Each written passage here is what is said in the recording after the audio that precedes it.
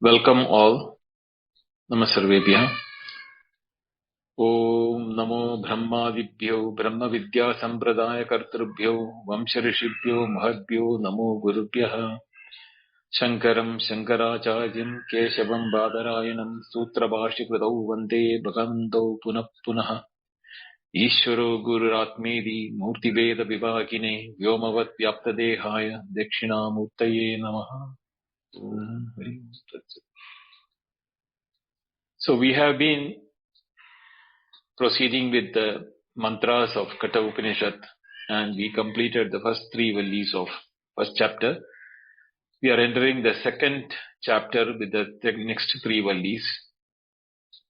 He has explained in the last class, in the last statement from the Upanishad for the first chapter, third valley, Nachiketam upakhyanam mrutyupoktam sanatanam uktva srutva cha medavi brahmaloke mahiyate, was the indication saying, some said that Nachiketa Upakhyanam is over here. But then, if you see the mantras which are coming now from now onwards, Yama is reiterating to Nachiketa, Etat Vaitat, what you asked is indeed this. That you can hear in the mantras which are coming, which means that even though the Muni or the Rishi of the Upanishad have not referred to Yama and Nachiketa in these chapters which are coming, but it is indeed a reply to Nachiketa's question, which was the third question, what is that? Which some people say is existing after death, and some others say there is nothing left after death. So what is that? So for which Yama, after having given the beautiful what are the methods and that some example of how to do a meditation, how to use your own body as an example for a journey towards achieving the goal. The chariot example was discussed in the last chapter. Now here is further into the same subject but in a different methodology is what here we can see in this. The first mantra says that Paranchikani Vyadranat Swayambhu Tasmat Parang Pashyati Nandaratman Kaschiddeeraha Pratyakatmanamakshat Avrta Chakshu Amrudattvamichan. Paranchikani Vyadranat Swayambhu Tasmat Parang Pashyati Na Andaratman Kaschit Dhiraha Pratyak Atman Aikshada Avritta Chakshuhu Amrudatvam Ichan. These are the words which is there in the mantra. Swayambhu means the creator, the one who creates of himself. Swayam means self. Bhu means to become or to create. So here we have to understand the word when he said Swayambhu, the word mantra used in the Upanishad has got a very, very important meaning, is that it is referring to another mantra from the Taittiriya Upanishad. So kamayata bahusyam prajayeti. He willed to become many, that he himself became many. So here also he is saying Swayambhu. So what does it mean? That it is one which has appeared to have become many. Ajayamano bahuda vijayate. Even though not created as many, it appears to have become many. That is the word Swayambhu. Now the word Vyadranat in the typical language is indicating destroyed or nullified or created for. It is become a incapable equipment type of a thing. Vyadranat. Khani is sense organs. Paranchi means looking outward. Achi, achi. Para plus anchu dhatu. Anchu means extrovert. Tasmat pashyati na antaratma. Therefore, it cannot see the inner self. Kashchid dhiraha, some intelligent one. Amrutatvam ichan, with the desire of immortality, chakshuhu avritta aikshad atmanam, pratyagatmanam. By turning inward his vision, he saw the inner self, pratyagatmanam, aikshata. Now, paranchikani vedranat swayambhu, when the creator became the objects and the subject which we are individually, each one of us are, the sense organs through which the interaction with the world outside has to happen was destroyed or made incapable of looking inward and therefore destroyed. Seeing only it can see outward. That is why the Rishi says it is destroyed. The sense organs were destroyed at the time of creation because it cannot see 360 degrees. It can only see outward. So when it is directed outwards, it is not able to see inward. When it is turned outward, that is very important. Because subsequently he says, Avritta Chakshu. Here, Avritta Chakshu doesn't mean the eyes only, the vision only. It is that here the Chakshu stands for the experience. The one looking for the experience from within. Kaschid Dhiraha, not everyone. Kaschid, the word Kaschid has got a very important connotation here, is that by default, all of us are looking outward and we are engaged in the sense objects outside, like the horses of that example where it is said, no, it is looking outward. The mind is the only one which is able to control it, and the intellect is required to direct it. So using the same example of the Ratha Kalpana or the chariot example of the previous Valli, the Avritta Chakshu here is directly saying that the experiences which we are getting from outside is meaningful to us as an inner self. The objects are outside. How an object which is distinct and different from me is making an experience to us through the sense organs is not a question which anybody and everybody asks. We are able to see things outside and we accept the things are seen are the things which we are seeing. But there is something called the experience of seeing, experience of hearing, experience of touch and all those other senses, 5 senses. So when we have a complete experience of anything external, we are having the experience within us while the object is external to us. How does this happen? Not anyone and everyone inquires into this aspect of how does object outside become experiences to me. Including when I say object outside, we should also take our emotions, mentals and immersion thoughts and feelings also, because that also is known to us as things happening in the mind level. So when we are not able to understand why an object outside should give me happiness or sorrow, the same object sometimes gives happiness, sometimes it gives sorrow. There is something which is inexplicable in the whole thing. But I am not able to say why it is happening that way. So that is why there the necessity of looking inward where it is happening. Because the object per se is external and nothing is happening there. The objects are as it is. The way the light gives the reflection of the objects is that nothing which changes. It reflects the same way to everyone. To some it is pleasant, to some it is sorrow, for some people it is neither sorrow or happiness. So the same object with the same light is giving different experience to different individuals. So why do such a situation happen to different people, and what is that happening?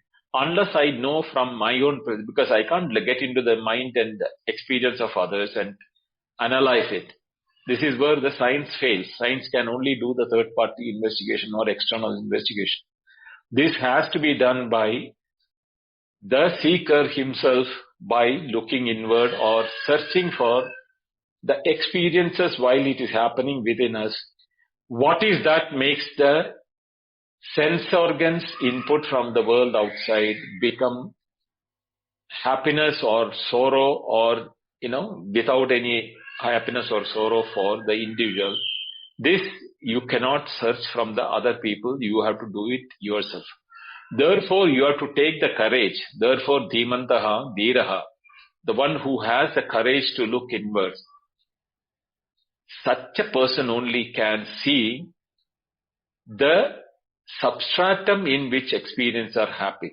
The experiences are itself reflections which is projected into the substratum from the world outside through the sense organs. The mind is the one which is receiving it, and the mind has the substratum, but it is a reflected substratum. It itself doesn't, because there in the mind also we have happiness, sorrow and other feelings which are coming up. So when the Rishi or the mantra says that Avruta Chakshu Amrudatvam Icchen Pratyagatmanam Aikshat, he saw himself, which Ramana Maharshi says, search who you are, find who you are, is reflected in this mantra. Only when we look inward for whom it is happening, we know who we are. Until and otherwise, we are assuming that I am the seer, I am the taster, I am the touch, I am the one who has the sense or senses, and I am the one who has happiness and sorrow and all these feelings. So it is, while it is happening, I am aware of that. So there is something who is aware of these things happening in within. That awareness or that substratum or that entity which is acknowledging, in which it is having, or it is a witness to these things coming to itself, that can be seen only by searching within itself. No amount of searching outside will end in a positive result or will give you an idea as to why it is happening, because everything that is happening is within us. So the solution has to be seen within us.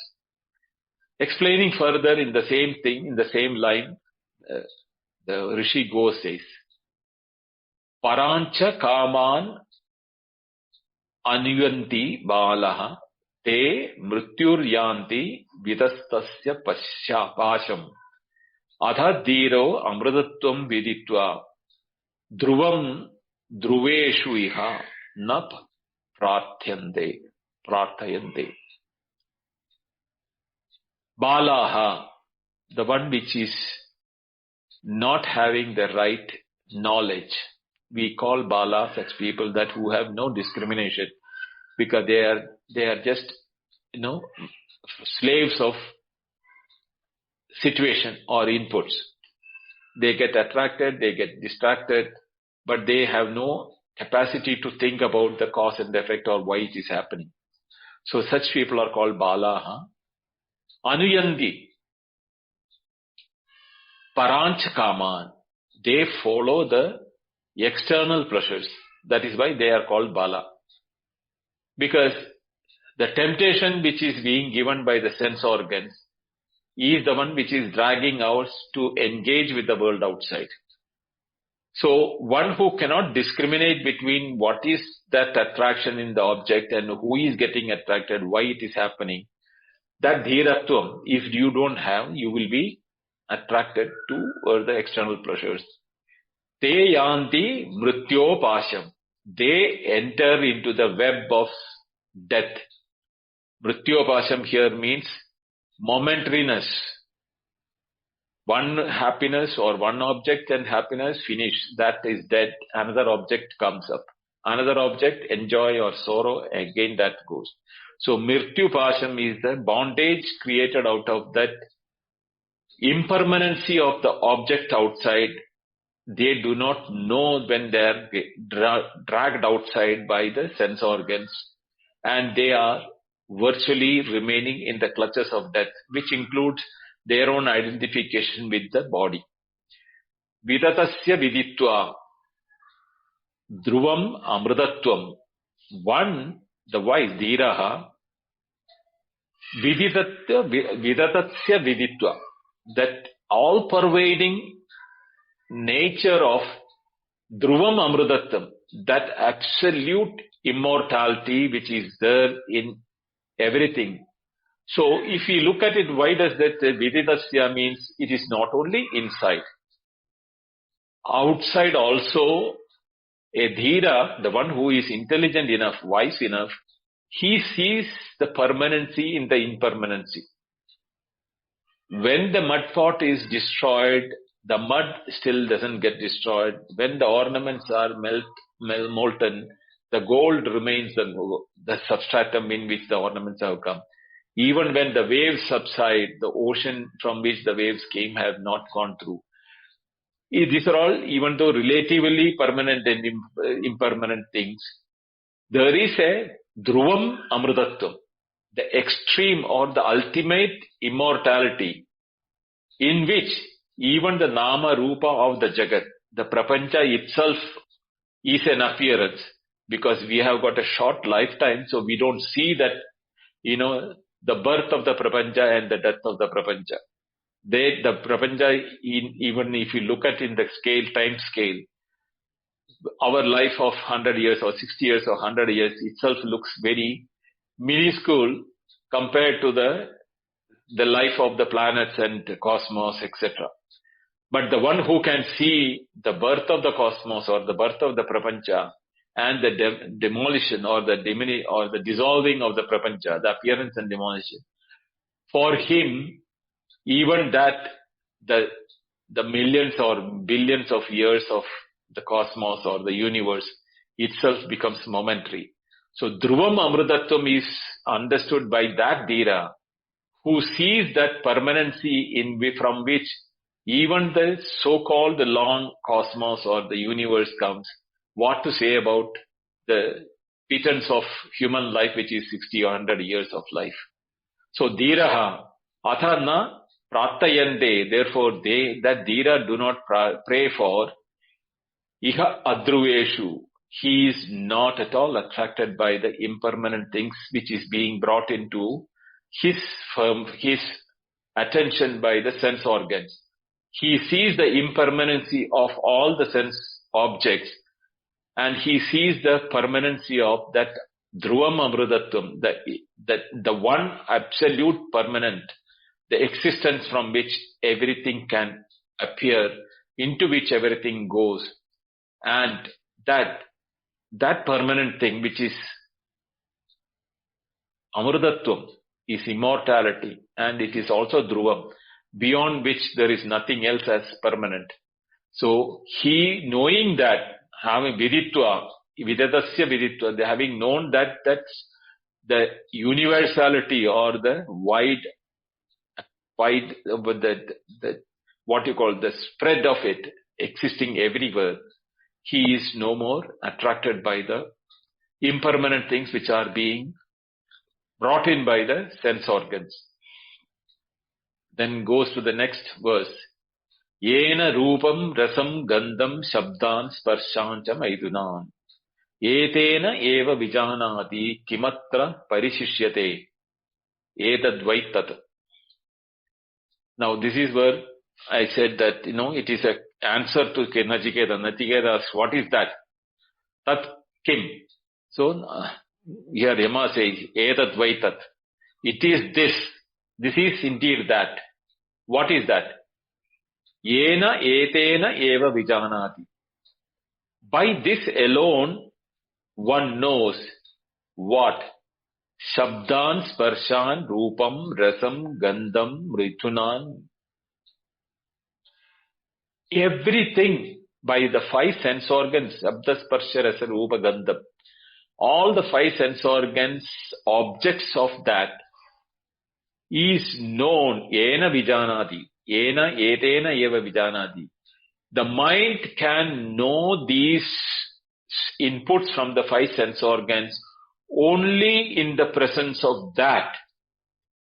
In the absence of that, The body, even with the sense organs, is incapable of sensing anything which is in it. It is touching. You can even burn the body.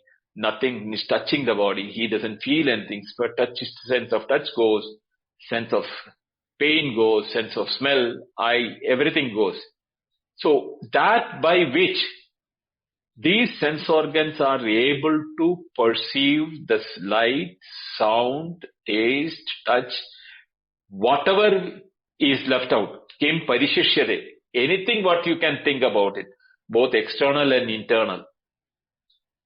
There is nothing here other than that. In this one, all these things are known or understood or experienced only if that is present in the body. Etad vaitat. That is indeed what you have been asking, O Nachiketa.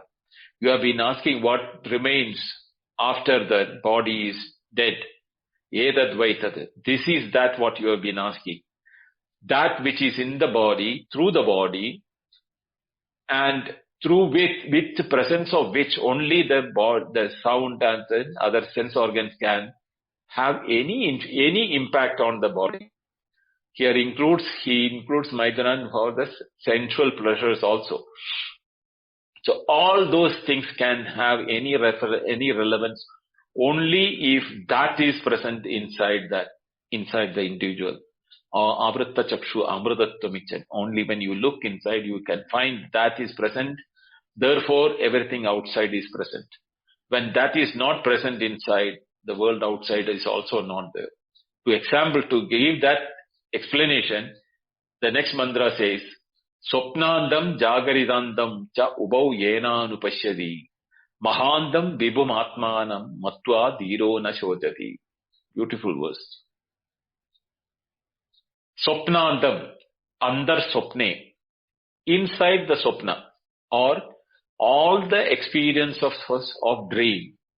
Jagaridandam, andar jagarite, means everything what we are experiencing the waking. Cha ubau, these two. Yena anupashyanti, who realizes that these experiences of the dream and the waking and both. Mahandam vibhum atmanam, the all-encompassing atma, which is vibhutva means it is sarvatra. There is not a corner or not a spot where it is not there. Mahandam means andam mahanandam. There is no end to it. Atmanam, that is inside you, is there the same thing which is everywhere. There is no inside and outside from that, the point of view of that Atma, that knowledge or existence awareness. From the Satyajnanam Anandam, from that Satchidananda state, there is no inside. It is only when we refer that I am limited to the body, we have the experience of inside and outside the world. That even if you consider that the Jagrad Avastha, Jagaradantam, the world outside is seen as outside in the waking. But when it comes to Sopnandam, there is no world outside. Yet everything as a world is experienced by the individual. So where do you bifurcate between the two? Virtually there is no difference between the experiences of the dream and the virtual experiences of waking. Both are phenomena which are not available in all the time. The experiencer who has been referred in the previous mantra, is the Mahandam Vibhum Atmanam. That Atma is inside. Only if that is present, the world outside as well as the world of the dream can be experienced. Matva dhiro na shodhati. Knowing that, what is that reality which is my nature, the nature of everything, not only when I say my nature, it is not an exclusive property of mine. It is the property of every atom or every molecule in this world. Everything is spread by that. Mahan Vibhum. So everything has got that in it as its own reality or its own nature or its own swarupa.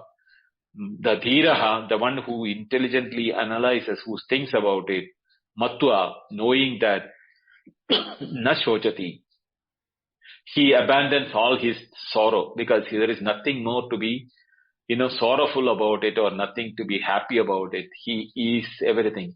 When you become everything, then what is there to be coveted by, or what is there to be rejected by? Neither anything can be rejected, nor can anything be coveted. Sorry. So, in that feeling of ekatvam anuvashyata, there is that feeling of oneness, that there is no separatedness, or there is no two separate or the entities outside. Knowing that matva dhiro na shochati, only the one who can think. Here the dhira is being repeated to, he referred to that saying, avritta chakshud, kaschid dhiraha avritta chakshud. That word has to be ringing in our mind. For that, the Rishi of the mantra says that dhiraha is repeated here. Matva dhiro na shochati, knowing that dhira, that nobody, and he doesn't get any more despair to know something. Then the next mantra is also similar to Eda Dvaitat Brahma Nachiketa, being told that Ya imam madvandam Veda Atmanam Jiva Mantikat Ishanam Bhuda Bhavyasya Na Tato Vijugupsate Etadvaitat. Sa Yaha Vedaha, the one who knows. Now that in the previous mantra he said, Matva dhiro na shochate. That dhiraha, ya vedaha, that same dhiraha, when he knows that, imam jivam atmanam, this life, which we call it as jivatma, is atmanam madvadam. Madvadam is a word which is literally meaning tasting honey. Here the word is used to implicate that experiencing of all karma phalas, or experiences of actions and its results. Jiva is the one who is experiencing the actions and results in the presence of Atma. That only when that light is there, that Suprakasha Atma is there, then only that is the time when he feels that he is the enjoyer of the results and actions and all. But Antikat, to be identical with Ishanam, Bhuda Bhavya, from the past and future, na Vijugupsate, he do not get, he is no more desiring that. What does it mean? That knowing that Atma is only a witness, neither the doer of the action, nor the enjoyer of the action, nor the seer or toucher or feeler or sensor by the sense organ, the actions of the sense organs and the enjoyment of those objects, both karmas and karmapalas, are only like a lord. He is sitting there and ordering for the sense organs to perform. But he is not the one who is performing nor enjoying it. It is the one who is fighting the battle for the king, who goes through the pain of wounds and such, and the king is using only the servants. Same way, the sense organs are our servants for operation in the world outside. But the mind which is controlling that, the Senapati, feels that, the suffering and winning is of the mind. But the Lord, Atmanam, Ishanam, Bhuda Bhavyasa, the one who is beyond the present and the future, he is residing in the body or performing through the body, Upadhi Tvena. He is neither acting nor is he enjoying. Etadvaitat, that Atma is what you have been asking, that this is when the person is alive, he is present there as a witness to everything, but he is neither the doer nor the enjoyer. Here the mantra for this, Shankara has explained it, is that using that, the typical feeling which Everyone has that, Surga Kamo Yajeda, the rituals and other things are required for, all those things are only for the body. The Atma is Nisangaha, Nirlepaha. It is neither touched by that karmani, nalibbande. So like that, the karma, the engagement, everything is not for the Atma.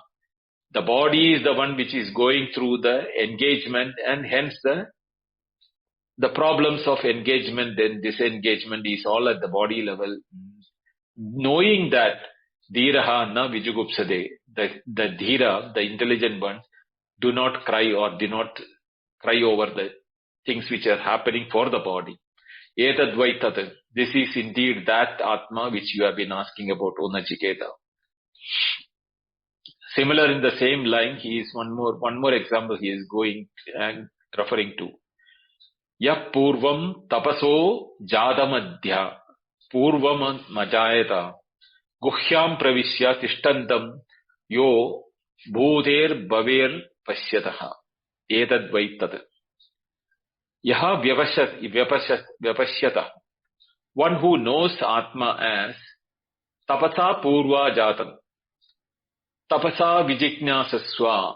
So the tapas which is being referred here is to refer that desire of the Hiranyagarbha or the Virat or the Avyakta Atma Brahma, before becoming the Saguna Ishvara, the Nirguna Tattvam, before becoming that, the Veda says that Sa ikshata bahusyam prajayedi. He want to become many. That there the will is not the desire like how human beings have the desire. It is the desire, there is not the desire, there it is as the Mandukya Upanishad says that, Turya Spandanameva. It is just a pulsation within itself.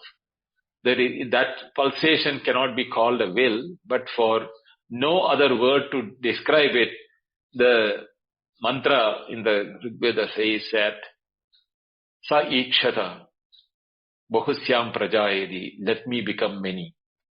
But did he become many? No, he did not become many. Ajayamano bahuda vijayade. Even without becoming many, he appeared to have become many.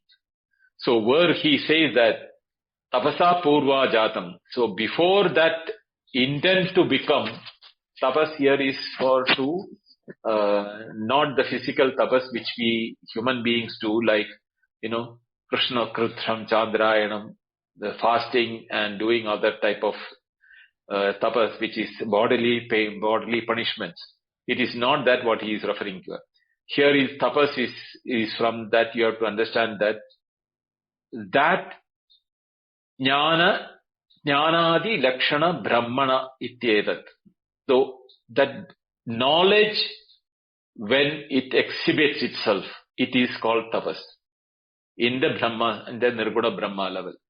That lakshanam, pratamam tapha, jnanadi lakshanat brahmana, of Brahman, of that cosmic Satyajnanam Anandam Brahma, the jnana, the knowledge in the form of an intent, is what is to be taken as a tapasya.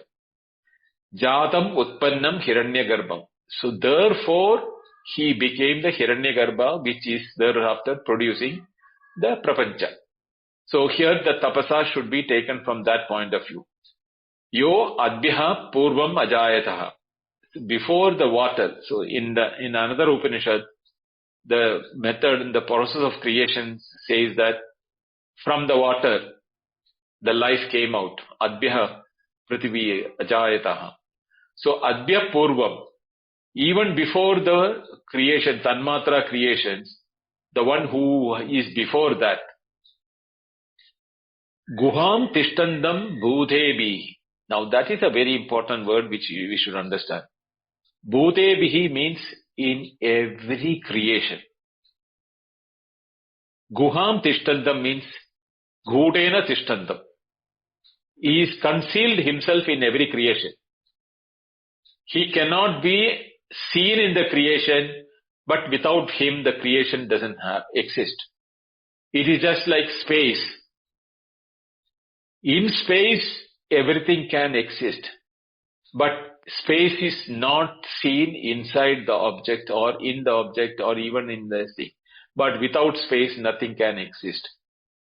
Something similar, Guham Tishtandam Bhutepihi, for in every creation, the presence of that, Etad Vaitad, that indeed is present in every creation, whether you call it as a molecule or a quark or even the entire cosmos or visible universe or invisible universe or multiple universe, whatever want you say, in everything that is spread in which everything exists. So Guham Tishtanti means Gudena Tishtanti. It has not become many. Like the example in the Upanishad where they say that the Ghatakasha, Matakasha, the space inside the house or the space inside a school or the surface of the earth, there is no difference between that. It is there through and through. Same way, this one who knows that Vyapashyataha, then for him there is no looking further. Then the next mantra says, Yaha pranena sambhavati atidir devatamayi guham pravishya tishtantim ya bhuter bhidyadayata. Now, Aditi is the goddess. Devatamayi is embodied in all devatas. Just as Aditi is in spreading in all the Devatamayi is because Aditi is the one which is spreading in all the devatas.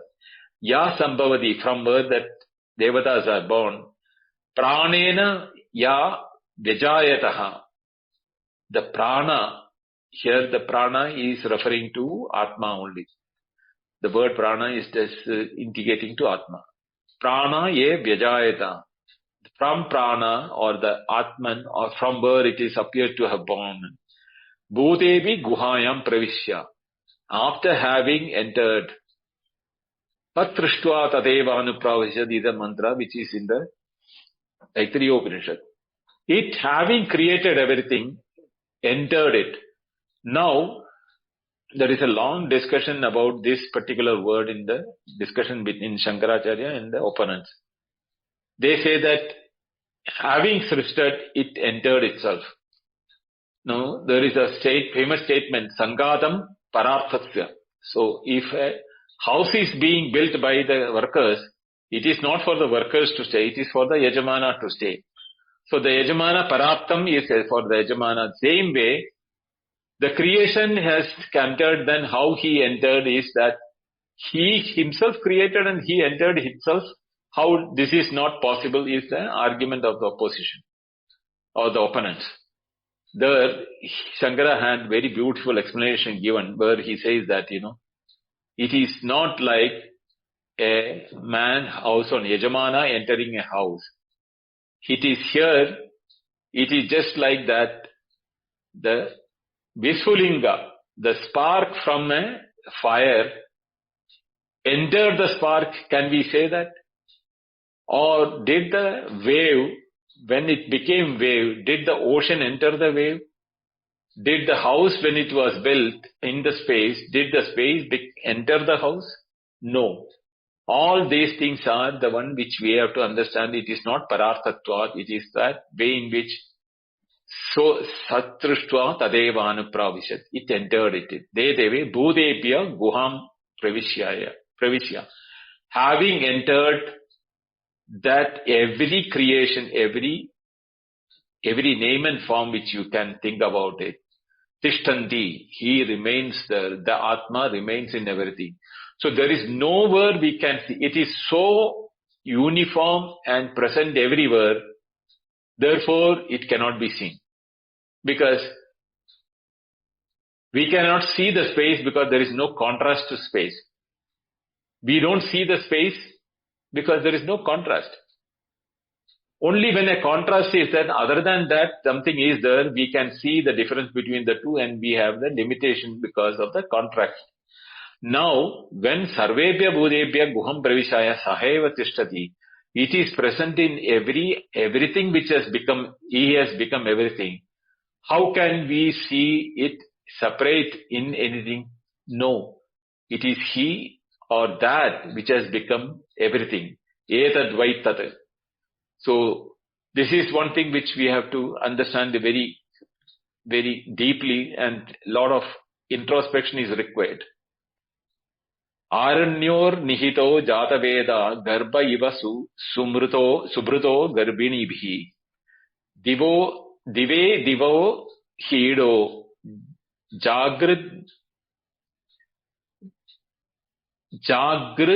vibir havishyan vibhutir anush irishyabi agnihi. Etadvaitad.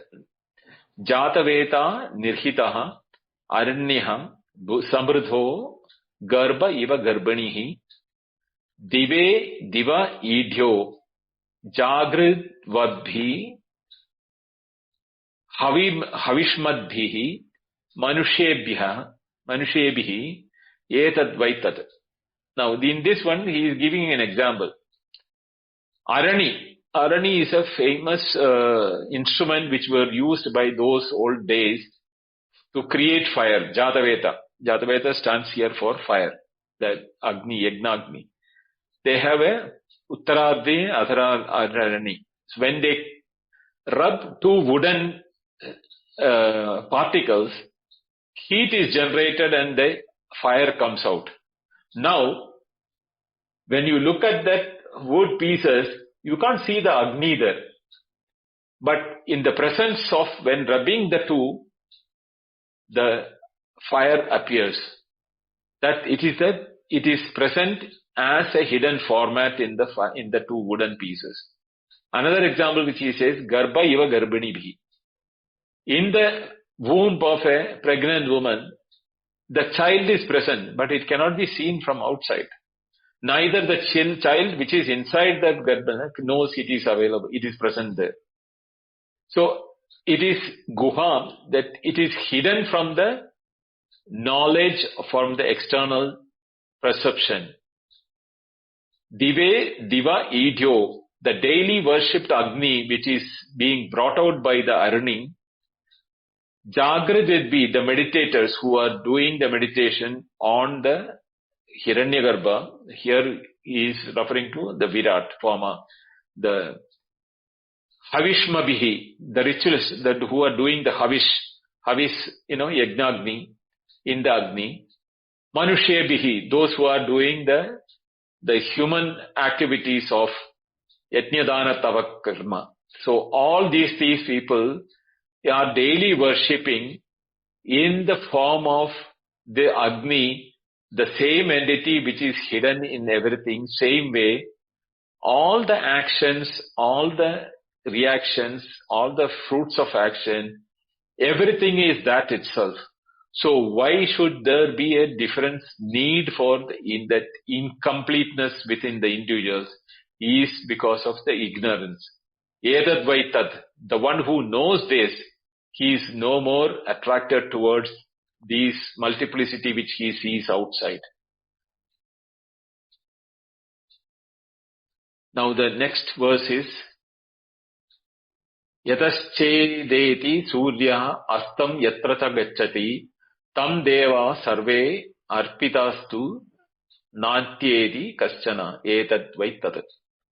Sarve devaha, all devatas arpitaha or established, tam in that, yatacha from which, surya udeti cha yatra astam gacchati na kanchana atyeti. Now here the example of Surya is being given. Surya is having a state from where it comes up and it goes down in the dusk. Just as the awareness comes when waking and it goes back into the deep sleep when it is in the end of the waking, same way the sun rises to to show the world of experiences to us. On the sunset, the entire world is gone and it is no more perceivable. Same way, in his presence, the whole world is experienced as Jagaridandam Swapnandam, as a dream and a waking. When that is in the Astam, when it is sunset or when the setting takes place, nothing is experienced. So this waking of ours every day to experience the world outside and going back to deep sleep is compared like the sunrise and sunset in this one. Nothing exceeds that. Na kaschana atyedi. There is nothing beyond these two. If you look at the world outside, everything is within the sunlight. And inward, if you look inward, only when the awareness comes, we have experienced the dream and the waking. Na tatra suryo bhati na chandra tarakam nema vidyuto bhanti kutoyam agni tameva bhantam anubhati sarvam tasya vasa sarvamidam vibhati. There is another very famous mantra which is there in the Gita also. Na tatra suryo bhati na chandra tarakam. In the light of that, even sun cannot enshine that. Chandra tarakam, neither the sun, the moons and the stars has no light compared to that, or these lights can no capacity to lighten that. Na tatra suryo bhati na chandra tarakam. Nema vidyuto bhanti kutoyam agni. Neither the fire nor the thunder lightning, none of them can light that Atma, which is the one with which the waking and the ending is getting illumined by experience. Tameva bandham anubhadi sarvam. Only in the presence of the Atma, the self-illumining awareness, anubhadi sarvam, everything, even the sun becomes sun only if that Atma is giving the light. Otherwise, even sunlight is insignificant in front of the Atma's light. That is why in some of the experiences there is Surya Koti, Samaprabha. Like 1,000 sun, it shines like that 1,000 suns, because to illumine the sun, if 1,000 suns are there, then only it can be illumined. Like that is the human mind's capacity to think. So tameva bandham anubhati sarvam tasya vasa sarvamidam vibhati. In the light of the Atma only, every experience is there. Etat vaitat. That is the one which we have been asking, O Nachiketa, in all these lives, everything. So Yama is giving that all sorts of explanation possible so that a student like Nachiketa can understand what is that Atma, which is seen by the Dhiraha, Avrita Chakshu Amrutatvam Icchan. In search of immortality, when he saw it in his own himself, which is everywhere, there is nowhere it can be seen, because that is why it is also Gudam. It is because it cannot be seen, because that is there everywhere. Like the space, without contrast we can see. There is nothing other than that, therefore we can't see it. That is how it is being explained.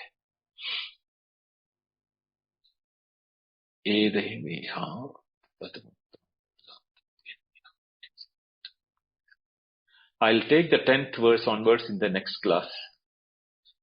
So I'll stop it here, because that 10th and 11th mantras have to go together. And next Friday, that is day after tomorrow, I won't be taking class because I have some busy arrangement. So we will have it in the next Wednesday, the 10th verse onwards for this chapter, this Valli. We'll stop it here. Om Purnamada Purnamidam Purnat Purnamudachyate Purnasya Purnamadaya Purnamevavashishyate. Om Shanti Shanti Shanti. Harihi Om. Shri Gurubhyo Namaha. Harihi Om. Dhanyavadas. Thank you. On behalf of everybody in the room as well, I thank Aurobindji for doing this for us, for elaborating the essence of the Upanishads. In fact, this Valli begins with an astounding assertion that our senses are naturally outward. That is where our search begins, in the understanding that we are generally extroverted. When you say extroverted, not our state of mind, but the power of the senses. And this point here, that the extroversion of the mind and how the mind by its very nature is obsessed with the external reality as the only reality, as we read previously, where the Upanishad says, Ihaiva loka nasti para iti mani punah punah apadyate me vasham. Yama says that when a person thinks that this external reality of existence is the only truth and there is no truth beyond it, then he comes again and again into my grip. When you say again and again into my clutches, what it simply means is we become subject to birth and death. So there's a very interesting portion in the Gita where Shankaracharya in the introduction says about Krishna, he says, Jata Iva. It is as if he's born. It's only a semblance. It's as if he's born. And many people took to, annoyance, saying that, what do you mean God is as if it is born? So there, the insights of Advaita is not to prove that something externally is there which is unreal. It is simply to say that the essence of everything is eternal.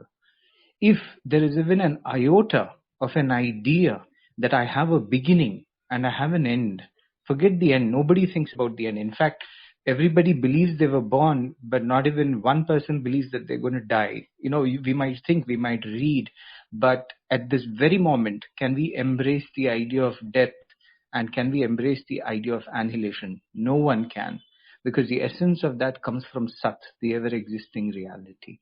But we mistake that for the body and we think we have a beginning. And he who thinks who has a beginning has an end.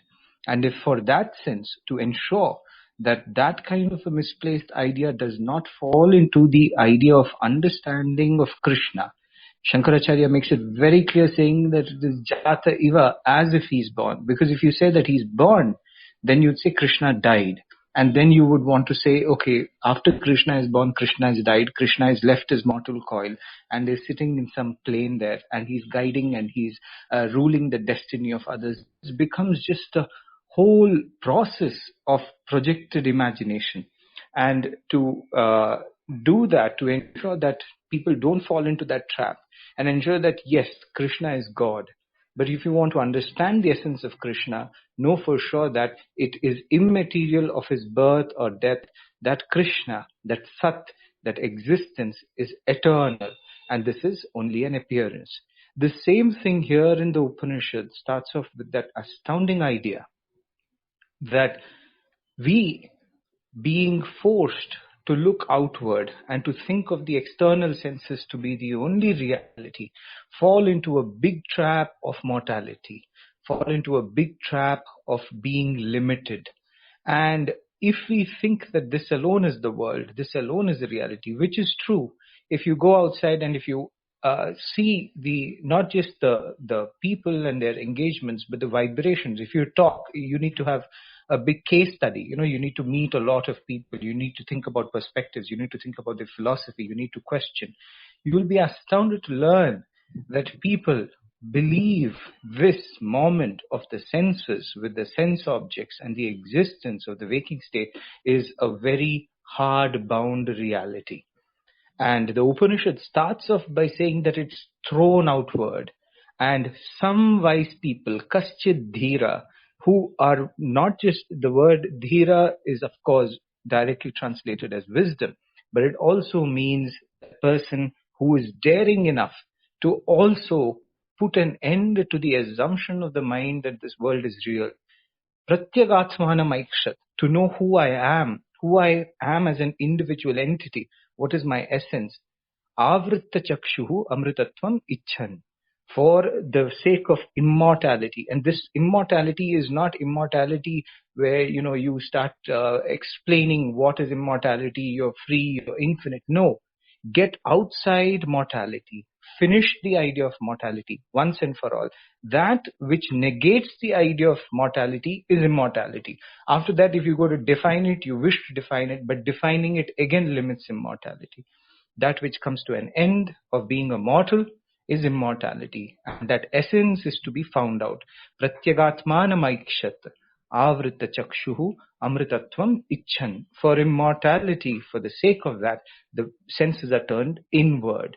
So whatever was discussed by Aurobinji, whatever beautiful explanations have been given are, of course, for speculation, contemplation, study, but they are for meditation. Meditation in the sense to say, this is what is said. Is it really true? Is there something like that? Can I look? Can I find out? And the Upanishad says yes. And to do that, to find out, what the Upanishad says is look inward. Inward is turning the gaze within.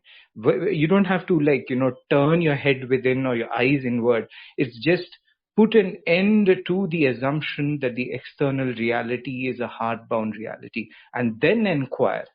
If we generally look outside and start inquiring about the nature of what is outside, it says that the very nature of ours is chit, to know. And that knowing power will be generated no matter what. Even if you shut your senses, mind to the outside world, the knowing remains. And that knowing, the chit aspect of our being, will take us to the truth. Because once you say that this world externally is over, then the mind goes inward to search for who I really am. And on this premise, all the other verses were taken on as a meditative theme to understand the nature of that which is Guham, which is the secret, which is that at the core of every entity of ours that cannot be seen but exists, and that is to be known. So with this wonderful discussion, study of the Upanishads, now we go to our next phase of today's session, and that is discussion. We will have it for some time until Aurobinji would feel that the discussion on this topic is done, and then we'll close the room and again open the room for general discussions. So now the questions, here it's only question and answers, so I request you to limit it to that rather than your views and perspectives, because that will be done in another room. Now, if there are any questions based on the study, please feel free to come up and ask your questions and understand the ideas that were discussed. Thank you. I would just like to give a suggestion to Raj, where you said it that the replay off can be done.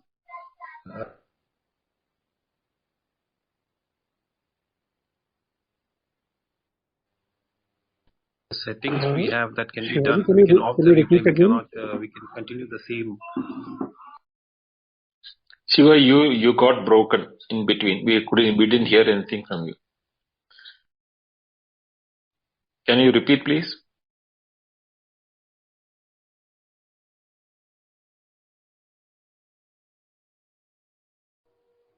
Is it audible now?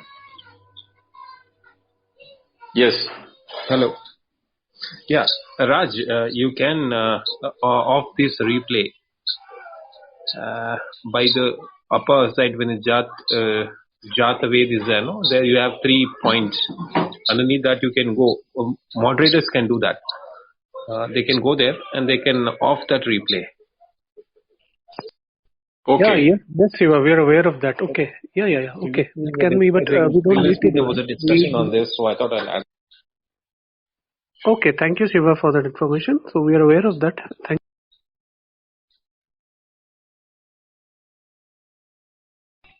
My question to Aurobinduji is how to control each senses, and how could each senses have their own way that wants to move towards the external reality of this world.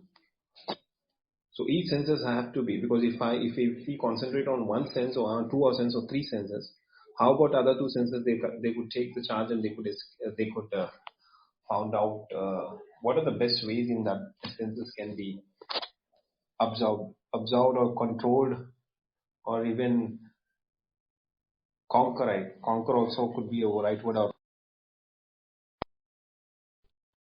See, as the mantra said, Paranchikani Vedransu, the sense organs will see and will go outward. We have no control on that. That is how the sense organs are created. What is the Upanishad is asking us is to know the nature of the sense organs. You can control, you can, have dominance over anything only if you know how it is working. Suppose if you are driving a car, unless you know how the car can be driven, you cannot sit behind the wheel and drive the car. Nor a bicycle which doesn't have a motor also. Even for a child to walk, he did not know how to balance himself until he was given the practice to do that. So when it comes to sense organs, unless we know how it is being functioned or what are the methods in which it is, when only we can have a control. And as you rightly said, controlling one sense organ is not the way to do it. All the sense organs have got a common point of convergence, which is in the mind. That is why that example was given in the previous valley. Only an intellect which has control over the mind can control over the sense organs. The sense organs can only run out like a horse run forward only. It cannot look back to the owner of the car sitting inside that cart. Nor it can look to the reins or the intellect who is controlling it. It will only look outward and run outward. But where to run, how to run, and what is to be done has to be done by both intellect and the mind. The mind has no logic to decide as to what is good, what is bad, or what is to be done, what is not to be done. That is power is available only with the intellect. So therefore, the charioteer, the intellect, which has the intellectual conviction, what is taking me towards my goal, which are the things which I should be doing, that should be practiced and instructed to the mind. And the mind, when it is not in control, only the intellect will know the mind is not in control. Mind itself will not know it is not in control. Because the mind has no knowledge of what it is doing when it is doing. It just gets engaged in it. So a sensual pleasure comes through the sense organs. The mind naturally will be interested in only enjoying the sensual organs. Whether that is the right one or wrong one, or whether how long or how short, or whether when or when not, all those choices are with the intellect. And here, intellect also has a advantage over the sense organs and the mind is that it can even override the input which is given by the sense organ to the mind to give a different value for the experience. Now, for example, when we are seeing an object, the object becomes desirable because the sense organ do not know is a desirable one or not. Only the mind will know it's a desirable or not. So when the mind is getting engaged in the desirable object through using the sense organs, the mind has no knowledge that permanency or impermanency of the object. It is under the assumption that it is a permanent engagement, the mind continues to engage. But the intellect knows the diminishing utility, diminishing value of that engagement. So before engagement itself, that intellect can take a decision as to is it required, is it not required, or if it is required for the survival of the body or my living, how long and what should be the level of engagement I should allow it to happen. These type of decisions by the intellect is what is called the dhira, or the one who knows that even if the money is available, I don't splurge it. Type of a decision when the mind takes it. That is the way in which the mind is being controlled by the intellect. Knowing very well that a continued engagement by the mind will only diminish both the sense organ and the mind, the intellect withdraws it at the. Second thing is that seeing an object as it is, without likes and dislikes. Because in the entire center of the world, we have both the opposites, likes and dislikes, good and bad, light and darkness. All those dualities are there. But to see an object as an object, see a flower as a flower, it is good, it is nice, all those things are one side. Or I don't like the flower, I think though I can destroy it. That is another way. But the flower is for the flower, it exists for its own itself purpose. I have neither liking nor disliking to the flower is another the attitude which intellect can take. So if this way the intellect controls the attention of the seeker, gives more attention to the awareness with which he is able to do that, that is where the avrita chakshu takes place. He is able to control more, to look within the source of the experiencer, rather than forgetting the experiencer, getting into the experience of the world outside. This is what is the methodology in which one can have control over the external world.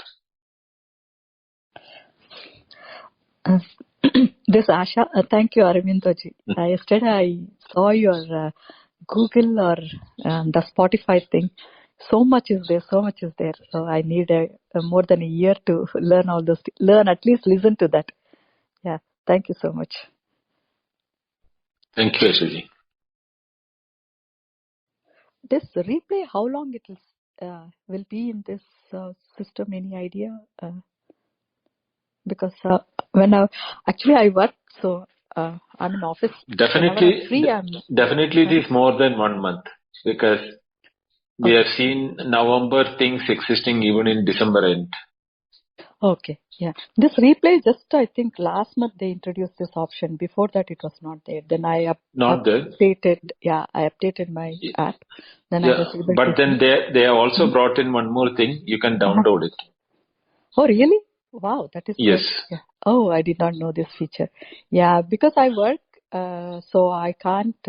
Now I'm in office time, so I can't.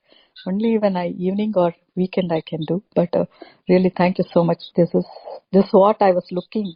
I don't know how much I understand, but this is what I was looking for my life, like future.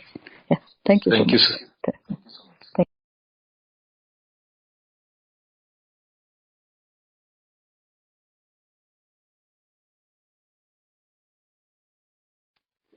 Asha, just so you know, you're not alone, and we're very blessed to have Aurobindaji and Jataveda and Prasad to be able to share this. We're very lucky. So I share your enthusiasm and your childlike delight. When I first heard Aurobindaji speak, it was like a bomb going off. So it's wonderful. Yes, I'm with you, Patrick. That's true. Yeah. Can I ask you one personal question, Arvindaji? You did any course in like India? Any guru you have, or you're from Kerala? I'm from Bangalore, but I stay in US. Yeah, I'm from Kerala, but then I am in this path since 1973. Oh, okay. So you have any guru? How did you started with Chinmayananji. Okay. Then I had many gurus in my way, but after his demise also, even now I am studying. The study never stops. That's true. This one, no India. That I agree. Right. But yeah, thank you so much. I'm blessed, as Patrick told. I met you. At least virtually I met you. Thank you so much.